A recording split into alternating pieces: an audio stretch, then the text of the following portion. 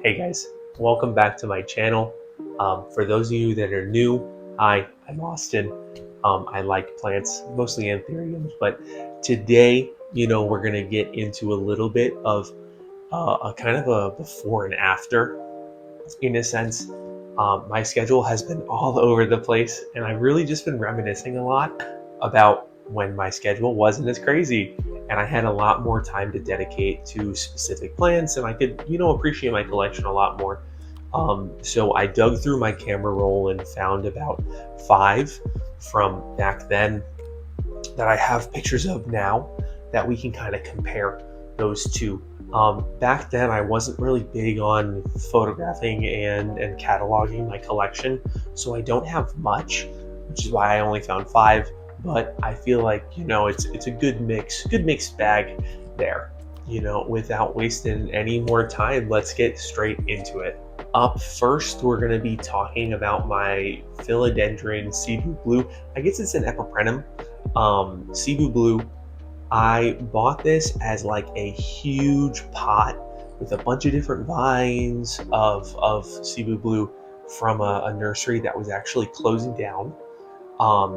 2 weeks into me having the plant, it totally died on me.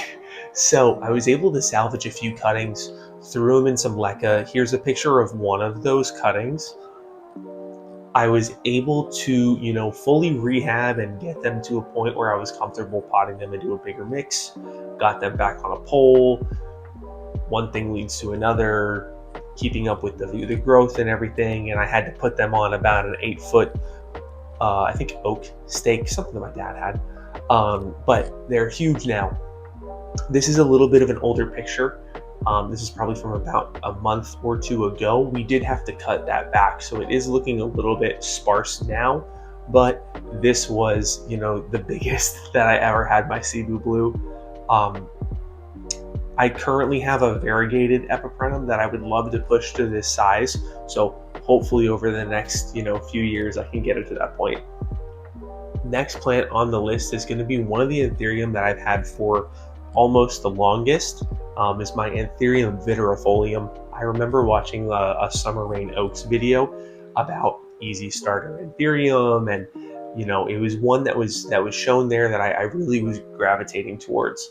Just that really long strap-like leaf was not something that I had seen before, and definitely wasn't something I had in my collection at the time. So, thankfully the Green Escape on Etsy had put up a starter plant like right around the time that I was really getting into Vittariifolium. So I was like, oh, this is perfect. Bought right then and there. Currently, it does need an up pot. Actually, in the current picture that is up on the screen now, I had to put the screen in the camera in 0.5 mode to get the full thing in the picture, and I think I even cut a little bit off at the bottom. It's pretty big now. I haven't measured out the leaves. I probably need to, but it definitely is in need of an up pot. Keep an eye out. I'll probably film something this weekend as far as like getting everybody together that needs to be repotted and getting that done basically. So like I said, keep an eye out for that. Third is going to be my Monstera Thai Constellation. I was super thankful to get this. This was one of the plants that I got almost immediately when I came home during COVID. I received it as a cutting from one of my friends. And this was around the time that a Thai Constellation was, a cutting that size going for $300 to $500. So, getting the ability to grow that plant out was crazy. I was mind blown at that point. I was gifted like a 2 or 3 node cutting. At the time, I didn't really know anything about soil or like mixtures or anything like that. So it went straight into some Miracle-Gro potting mix. No amendments, no fertilizer, nothing, just straight tap water and good old Miracle-Gro. So that probably explains why it took so long to produce anything. There was about a 2-year, almost roughly, dormancy period where it didn't really do anything. It was just a 3-leaf, 2 or 3 node cutting that was just sitting in a pot, basically. My thought is it needed a little bit of extra time to recuperate from the cutting, and then needed even more extra time to establish its root system because I didn't really know what I was doing. Thankfully, after that dormancy period, it exploded with new growth. It put out about 5 or 6 leaves that are all pretty big in size. They're rivaling my just regular Deliciosa that I have basically planted in the ground. For some reason, it did go into another dormancy period for about a year. I think it does this a little ebb and flow when it comes to booming the growth and, slowing down, which is weird because my philodendron in the same spot don't have that kind of ebb and flow, and the regular Deliciosa that's right next to it is constantly growing year round. So I think it's just an issue with that plant, and hey, it is what it is. Recently, it has kind of kicked back in gear.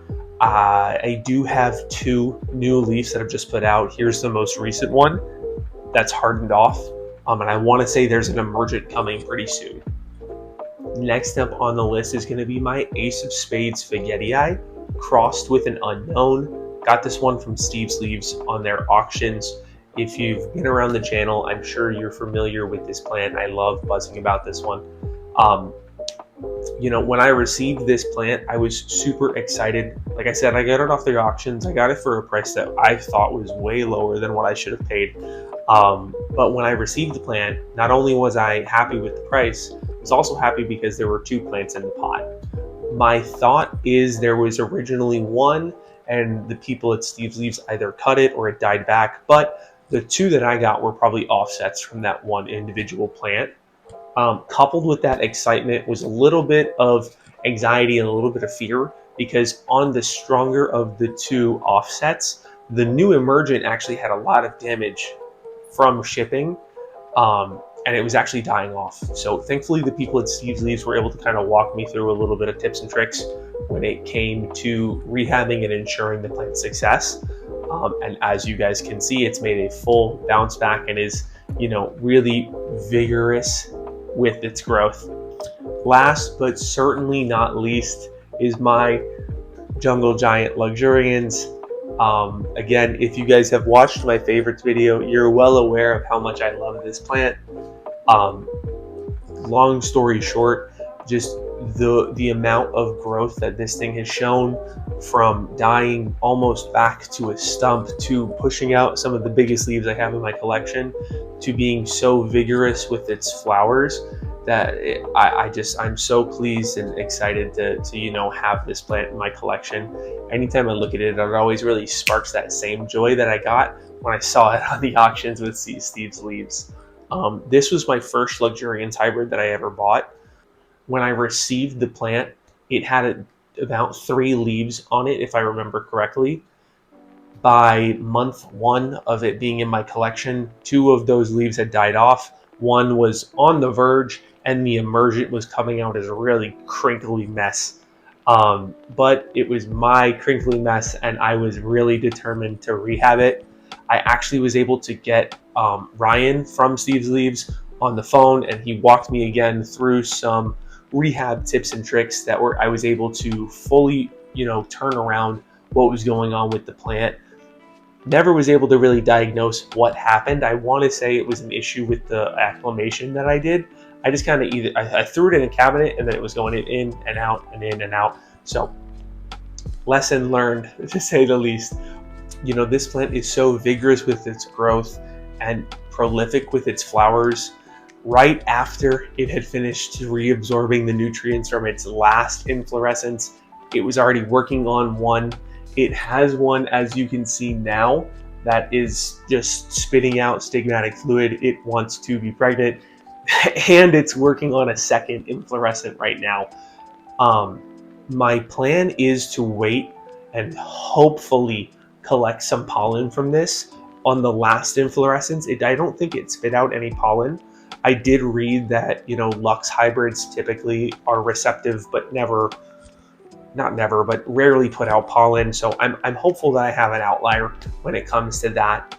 If I can self this or save the pollen to use on something like my Queen of Hearts, or, not spoilers, maybe a Carlo when it's ready, I would really love something like that. All right, guys, I hope you enjoyed our little jump back in time, looking at my past plants compared to where they are now. If you're new to the channel, I would really appreciate it if you hit that subscribe button. I'm going to try to be as on top of those Wednesday releases as I can. If you're not subbed, hit that sub button. Make sure you like and comment in the comment section below. Go ahead and drop, your favorite plant memory of, back in the day. Let's keep it really on theme here. Thanks again. Bye.